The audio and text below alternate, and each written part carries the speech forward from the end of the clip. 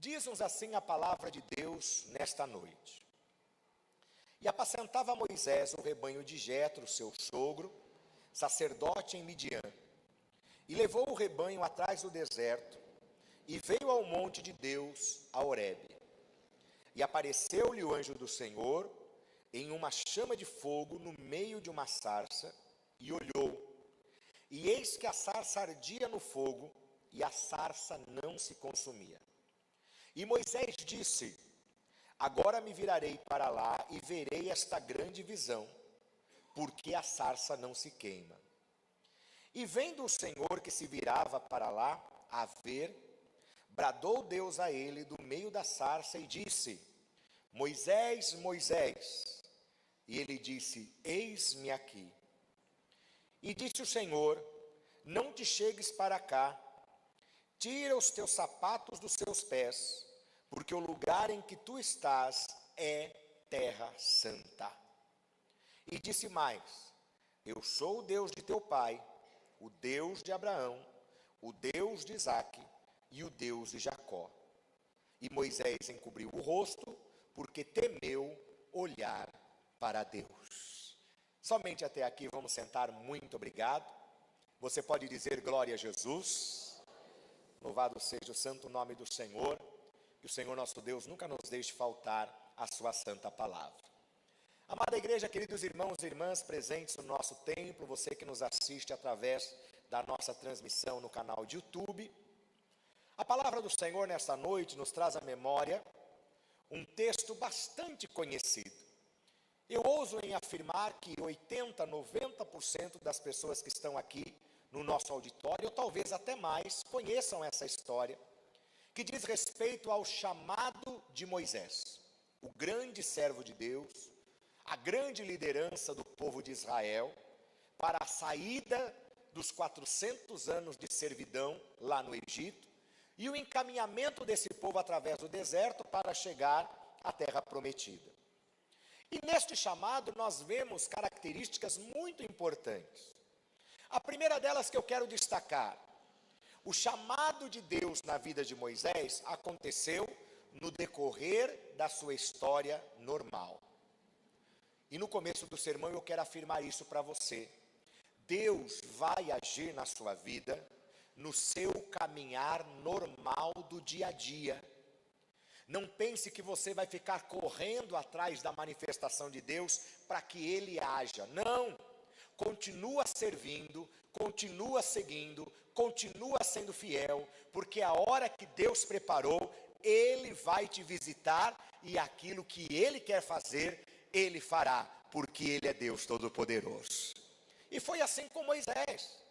Um dia comum, ele sai da sua tenda, ele sai do lugar que ele morava, ele vai levar os animais para pastarem, e naquela rotina do dia a dia, de repente ele vê algo diferente. Ele vê uma sarça, um arbusto, uma pequena árvore, que estava, segundo aquilo que ele via, segundo a visão que ele tinha, pegando fogo, se incendiando, mas não se consumia, e isso chamou a sua atenção. Ele vai até próximo daquele local, ele sobe neste lugar. Que lugar é este? Este lugar é chamado Monte Horebe, ou Monte Sinai. São dois nomes para o mesmo local. Então, quando você ler ou ouvir Monte Horebe ou Monte Sinai, está falando do mesmo lugar. E Moisés então sobe no Monte Sinai, vamos usar este nome hoje, tá bom? Quando ele se aproxima daquele local, daquela visão, ele ouve uma potente voz que diz a ele, versículo de número 4, bradou Deus a ele do meio da sarça e disse: Moisés, Moisés. E ele disse: eis-me aqui. E a primeira ordem, a primeira orientação que Deus dá a Moisés, está no versículo 5, onde ele diz: não te chegues para cá, tira os sapatos dos seus pés, em outras versões, a sandália dos seus pés, porque o lugar que estás é terra santa. Porque o lugar que você pisa é terra santa. E hoje, o que o Espírito Santo de Deus traz a mim em inspiração para compartilhar com a igreja, é exatamente este aspecto do que Deus espera daqueles que querem servi-lo. Se você quer seguir a Jesus, se você quer servir a Jesus, existe algo que Deus espera de você. E o que Deus espera de mim e de você? Para começo de conversa. Porque tem gente que vai pensar assim: Deus espera de mim que eu seja um grande pregador, Deus espera de mim que eu seja um grande evangelizador, que eu seja um grande músico. Sim, isso é muito bom, mas esse não é o primeiro passo, esse não é o primeiro momento. O que Deus espera daqueles que querem segui-lo, é que essas pessoas entendam que existe diferença, que existe uma distinção do que é comum e do que é sagrado. Hoje eu quero pregar a você que me assiste e a você que está no templo, sobre nós precisamos saber que nós temos que separar algo para Deus como sagrado. O que é sagrado? Sagrado é aquela coisa que é separada e distinta das outras coisas comuns. Por exemplo, quando alguém diz assim: o meu cafezinho preto pela manhã é sagrado. Quem toma café preto toda manhã, diga amém. E que é sagrado, que você não pode perder, fala aleluia. Olha aí. Por que o seu café da manhã é sagrado? Por que você usa essa expressão?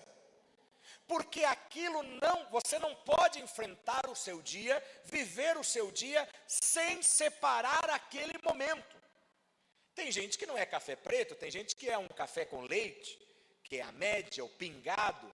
Tem gente que é um pãozinho na chapa. Cadê a turma do pãozinho na chapa? Aí dá um a turma do pãozinho na chapa, que é sagrado. Ou então alguém fala assim: o chá da tarde ou o café no final da tarde é sagrado, né? E tantas outras coisas que você coloca essa expressão, e às vezes você não para pensar a força que ela tem.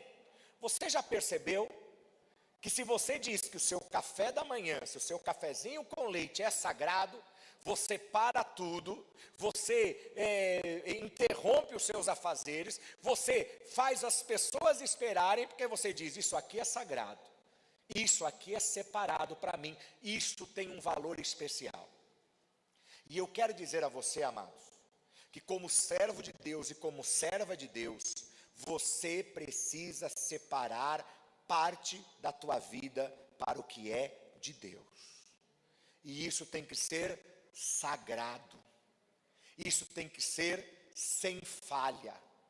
Você precisa entender que o relacionamento com Deus começa quando você separa o que é comum e o que é de Deus.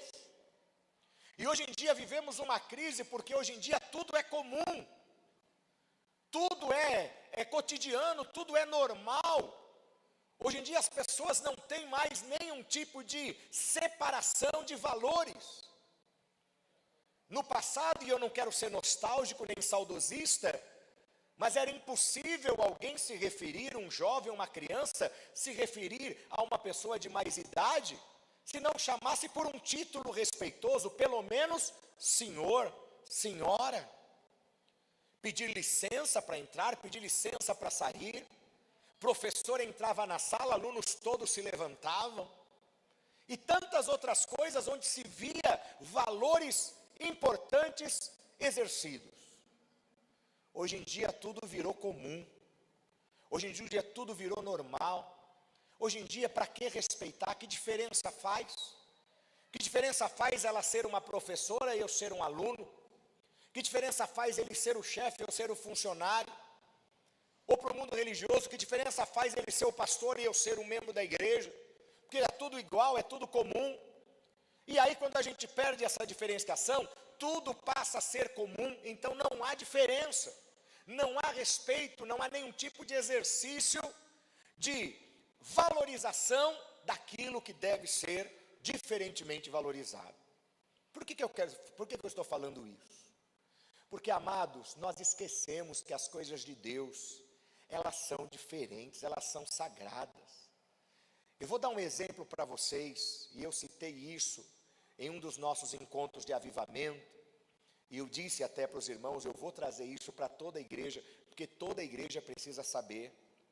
Às vezes a gente esquece que o lugar que nós estamos aqui, chamado igreja, é terra santa.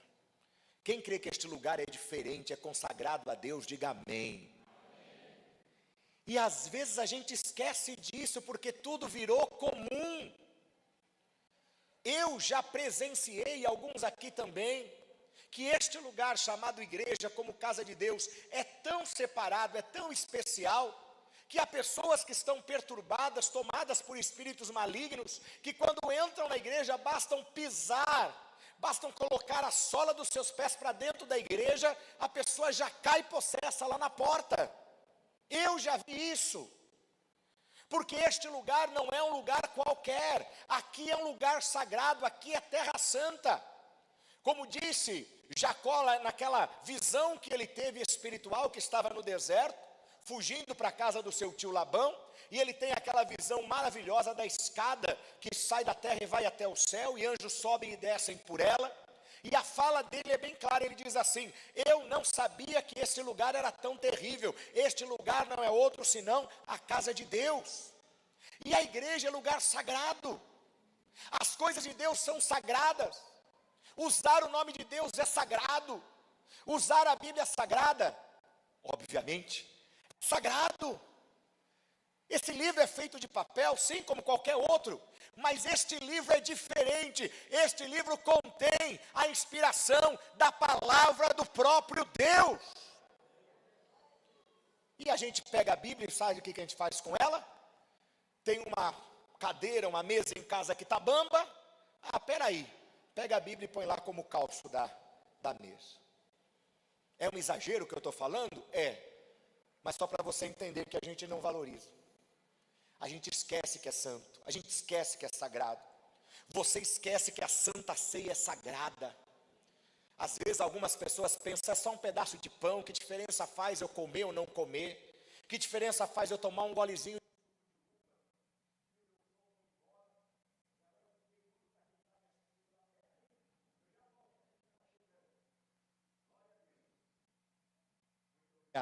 Aleluia. Voltamos, né? Voltamos. E às vezes a gente acha que a Santa Ceia, que diferença faz tomar, não tomar, eu vou, não vou. Minha vida pode estar de qualquer jeito, eu estou com a vida toda errada. Mas eu pego o pão, eu pego o cálice. Que é isso?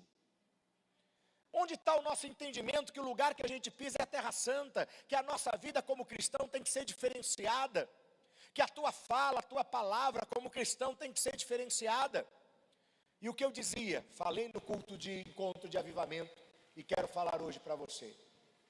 Este lugar que eu estou pisando aqui, não só o círculo, não só esse oval, mas todo esse lugar aqui, se chama altar. Se chama o que, igreja? Mais uma vez, se chama? Muito obrigado.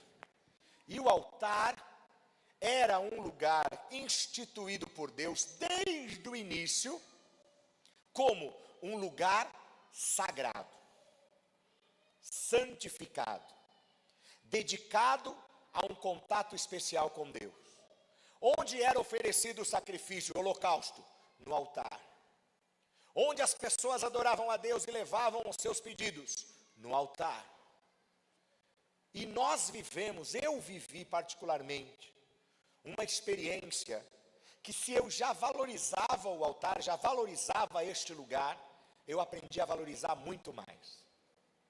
Quando nós estávamos construindo esta igreja, antes havia a igreja antiga, quem é do tempo da igreja antiga aqui levanta a mão, muita gente lembra da igreja antiga, obrigado, era menor, era pequena, metade aqui do nosso espaço, e você se lembra como era o púlpito na igreja antiga? Era um buraco na parede assim, né?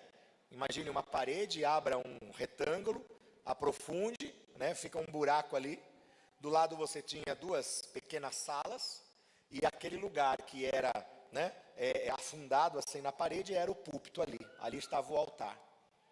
E quando nós fomos construir a igreja, esta igreja nova, o que tinha que acontecer? Tinha que demolir a igreja velha. E naquele dia estava aqui, aquela máquina, me ajuda agora quem trabalha, como é que chama aquela máquina grande? Escavadeira, obrigado. Tinha uma escavadeira grande aqui que estava demolindo tudo. E era impressionante que a nossa igreja estava tão velhinha que, olha, ela só não caiu, pastor Gabarron, pela misericórdia de Jesus. Porque ela estava assim, se desse um sopro, Renata, caía. E a escavadeira, pá, derrubou a parede aqui, pá, derrubou lá, e chegou na hora do altar. Lembra, o altar era uma parede, ficava aprofundado, né, um buraco assim no meio. Estou falando buraco de uma forma bem, né? Mais ou menos como isso aqui, só que era fechado, né? Era fechado. E o que acontece? A escavadeira levantou lá, como é que chama? Braço? É braço? Levantou o braço da escavadeira e bateu. Pum!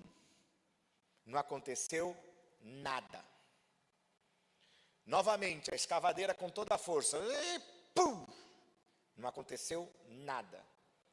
O moço bateu, sem brincadeira, gente, pelo menos umas 5 vezes.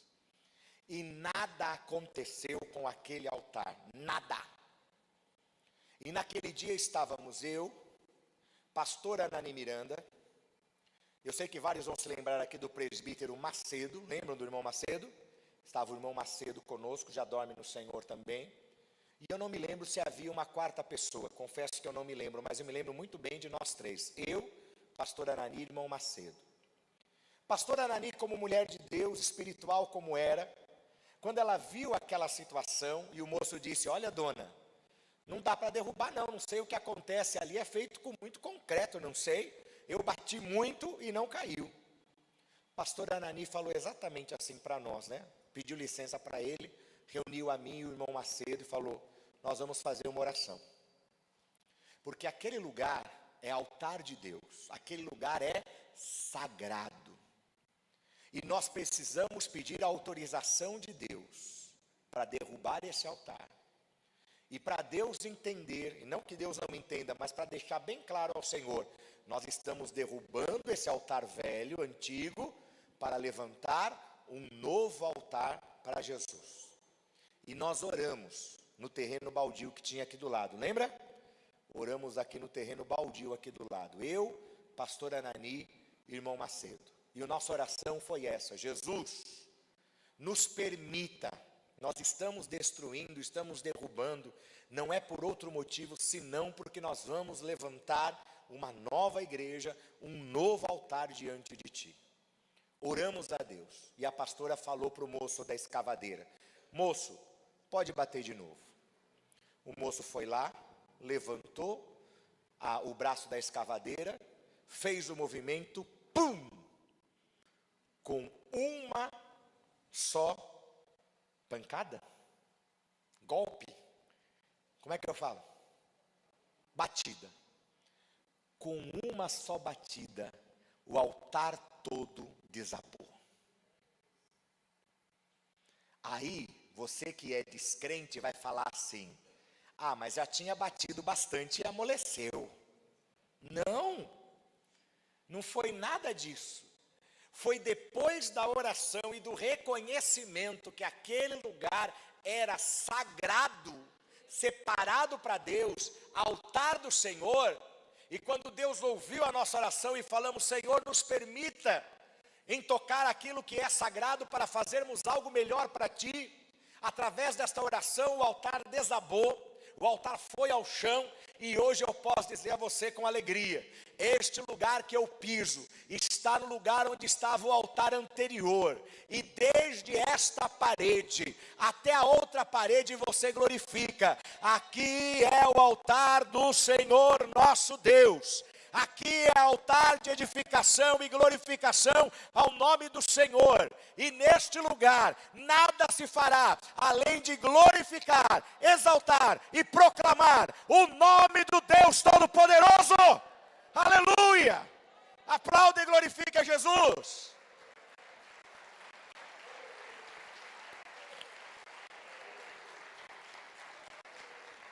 Se eu já entendia e já respeitava o que era sagrado de Deus depois deste dia, eu passei a respeitar muito mais.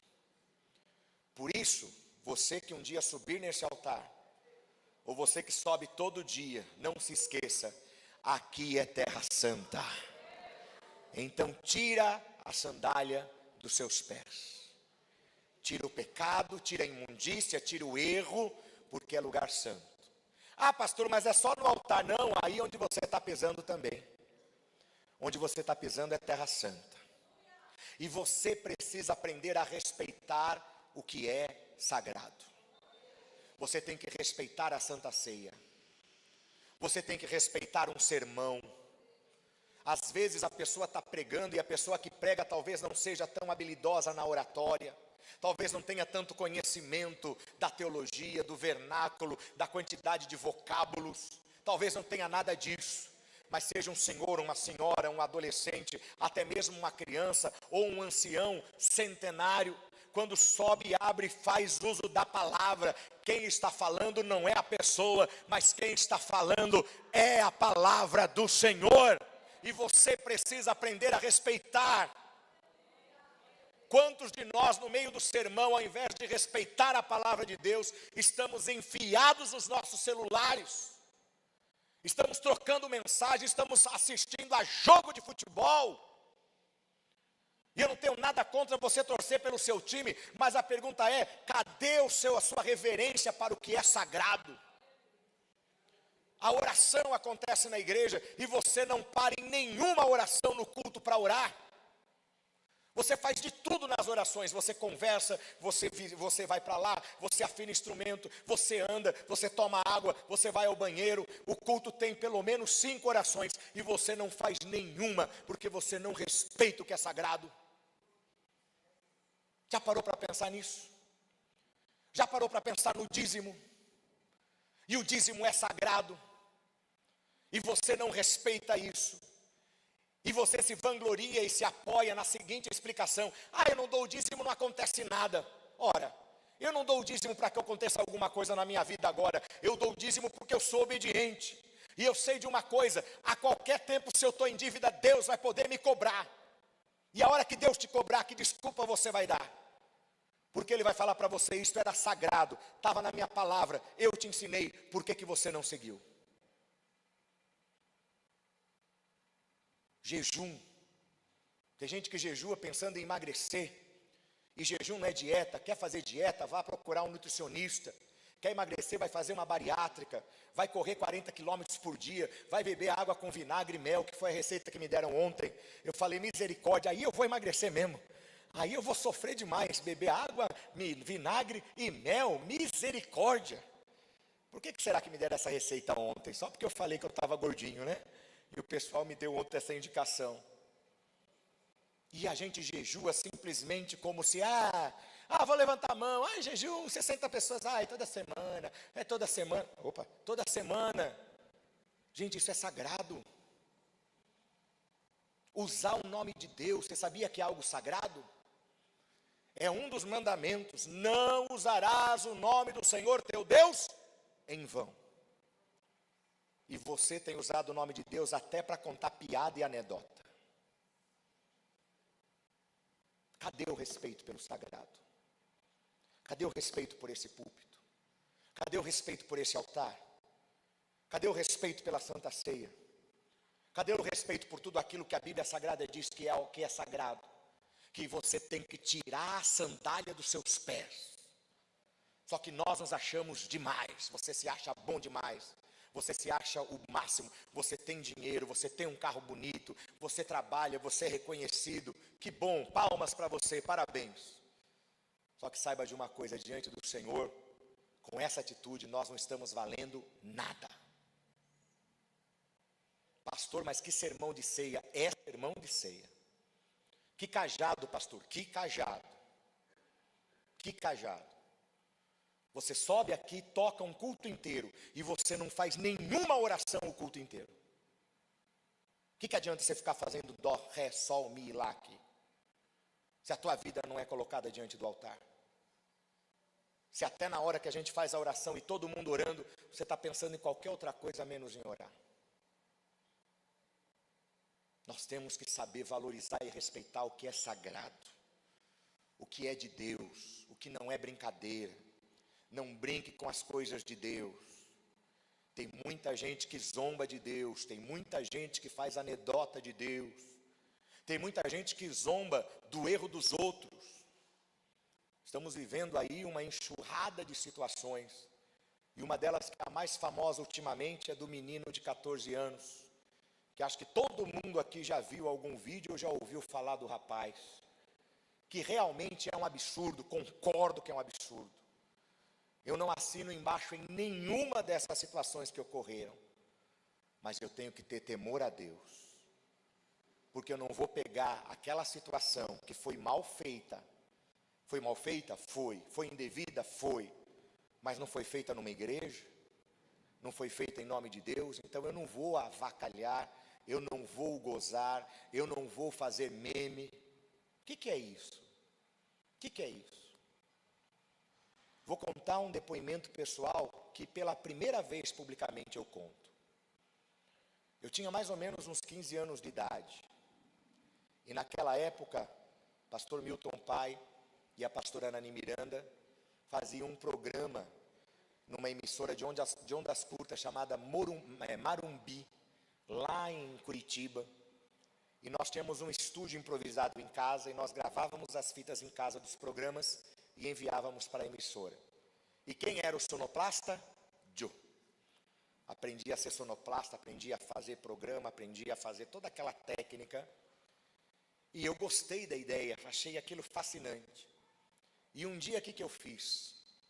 Eu encontrei um LP de um pregador, um pastor muito famoso na época. E um pastor que infelizmente tinha caído na fé, que tinha cometido erros, e todo mundo sabia. Aí o que eu fiz? Falei, quer saber de uma coisa? Eu sei que ele está errado, não respeito mais ele, vou pegar o gravador e vou fazer o que hoje vocês fazem com os TikToks aí, com as coisas que vocês fazem. Vou fazer uma sátira. E eu subi para o estúdio, passei uma tarde inteira pegando o LP da pregação lá do pastor e fazendo lá uma mixagem, né? Zoando lá, a palavra é essa, zoar, né? Zoando lá com o pregador, para ficar engraçado. E aí falei, nossa, que demais, cara, eu consegui fazer, eu sou demais, arrasei. Fiz a fita, gente, era fita cassete, desculpa, gente, eu tenho que confessar, tá? Fita cassete, gravei, meu pai estava na sala. Falei, pai, olha, deixa eu te mostrar o que eu fiz aqui. Quero te mostrar, olha só. Para mostrar para meu pai, poxa, como eu consegui fazer tudo isso, né? Coloquei lá, gente, hoje eu estou muito nostálgico. Coloquei no estéreo, quem é do tempo do estéreo fala amém. Eita, 3 em 1? Olha aí a turma do 3 em 1. Coloquei lá no estéreo, apertei o play e fiquei lá todo pimposo lá. Arrasei, meu pai vai adorar, vai falar, nossa Milton, como você é capaz. Meu pai não deixou terminar a fita, ele falou, desliga isso. Falei, por quê, pai? Você tem que aprender uma coisa, menino. Ele pode ter cometido o erro que ele cometeu e pode ser uma pessoa que deslizou na sua vida. Mas você não esqueça, um dia ele foi ungido e ele tem uma unção de Deus sobre a vida dele. E você não vai brincar com as coisas de Deus. Pedala, Miltinho. Na nuca assim. Pum! Daquele dia em diante eu aprendi a nunca mais me apropriar de uma forma desrespeitosa daquilo que é sagrado. Não pegue um sermão, seja de quem for, e fique fazendo zoeira com ele. Não pegue uma oração que é diferente daquela que a gente faz, e tem muitas que são erradas, mas você não tem o direito de pegar isso e ficar fazendo mau uso, porque você tem que entender uma coisa, tudo isso está acontecendo num lugar que é terra santa, e cada um vai dar conta de si mesmo. Se eu subir nesse altar e começar tatati, tatatê, tatatá, tatató, quem vai dar conta disso? Eu. Porque Deus é que vai me condenar. É ou não é? Sim ou não? Pode rir que eu deixo, tá? Pode rir, pode rir. E todo mundo já entendeu a referência. Quem pegou, pegou. Quem não pegou, não vou repetir. Né? Cada um vai dar conta de si mesmo, mas eu não tenho direito de ficar mexendo com o que é sagrado. Ah, eu não gosto daquele pastor que está envolvido com a política. Se ele está envolvido com a política, com coisa errada, ele vai dar contas a Deus com o seu erro. Mas não é você que vai ficar. Você já pensou que absurdo crente ficar falando mal de pastor para quem não é crente? Você lá no seu trabalho começa a falar para alguém que não é crente: olha, você viu o pastor fulano de tal? Ah, envolvido com a política, estava lá como é que fala? No carro de som com o Bolsonaro, ou então estava com o Lula, ou está envolvido. Meu amigo, você é o cristão da história. E você está dando mau testemunho, porque você está falando mal daquilo que é sagrado. Se tem erro, deixa os que errem se responsabilizarem diante de Deus com o seu erro. Mas você não vai ser um desses, não. Você vai ser um daqueles que vai entender: eu sou um chamado pelo Senhor, e a primeira coisa que eu tenho que entender é que tem coisas que são sagradas, e o que é sagrado de Deus, eu vou respeitar. Não vou usar minha boca para usar o nome de Deus em vão. Vou respeitar as coisas da igreja, vou respeitar os cultos, vou respeitar os momentos, até a bênção apostólica. Lembra que alguns anos atrás eu trouxe um sermão aqui? E um sermão de correção para a igreja. Por quê? Porque tinha gente que não respeitava nem a bênção apostólica. Que no final do culto o que mais fazia era conversar. Gente, é a despedida do culto que está declarando uma bênção sobre você e você não recebe. Que loucura! Você tem que receber, porque é a palavra do sacerdote. Por que chama bênção apostólica? É o apóstolo abençoando a igreja.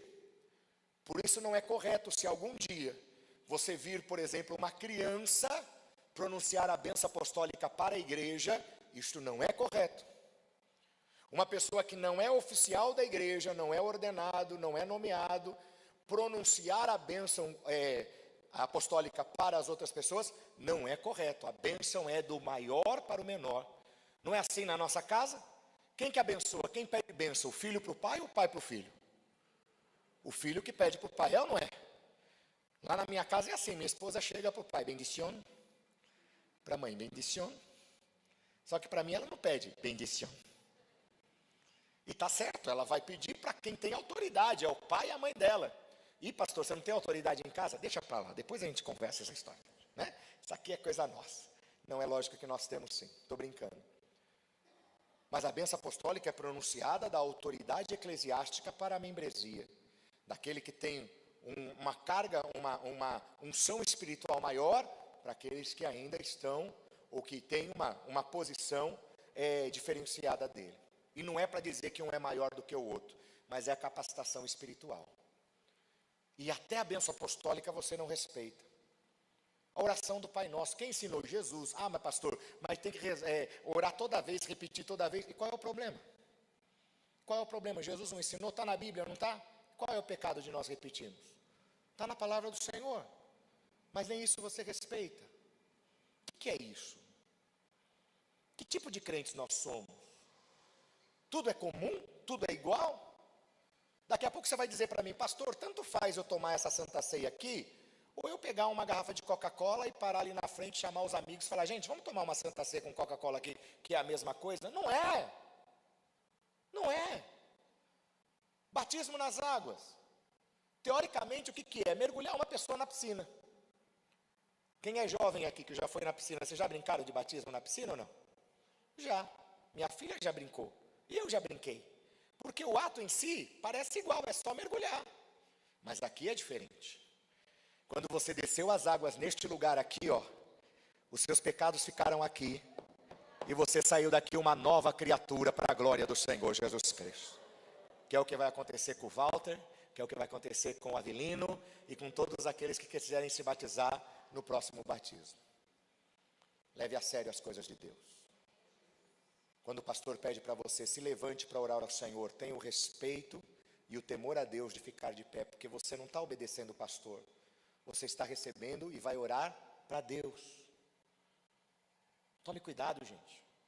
Nós estamos nos perdendo nisso.